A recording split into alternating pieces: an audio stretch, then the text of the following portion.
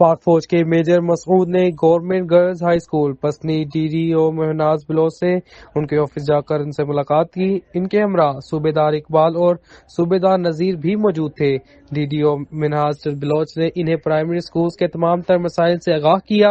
انہوں نے کہا کہ یہاں پر کلاس رومز کی شارٹیج ہے۔ انہوں نے کہا کہ پرائمری اسکول کے بچوں کے کورس آرڈر نہ ہونے کی وجہ سے ہمارے ٹیچرز کو پڑھانے میں مشکلات کا سامنا ہوتا ہے۔ ان کا مزید کہنا تھا کہ ڈی ڈی او کا خود اپنا آفس ہونا چاہیے، لیکن ہم لوگ اس سہولت سے بھی محروم ہیں۔ ڈی ڈی او میل اور فیمیل آفس ایک ہی بلڈنگ میں ہونا چاہیے کیونکہ ہمارا کام ایک ہی ہے۔ میڈم مہناز نے کہا کہ میرے پاس اب تک ایک کلرک تک نہیں جو کوئی لیٹر ٹائپ کر سکے، میں اپنا سارا کام خود کر لیتی ہوں۔ آخر میں میڈم مہناز بلوچ نے ڈاکٹر نسیم چوک 2 رکشپت روڈ کے متعلق بھی بات کی۔ انہوں نے کہا کہ 1 سال ہونے کو ہے تاحال یہ روڈ التوا کا شکار ہے۔ ہمارے بچوں اور ٹیچرز کو آنے جانے میں کافی پریشانی کا سامنا ہے۔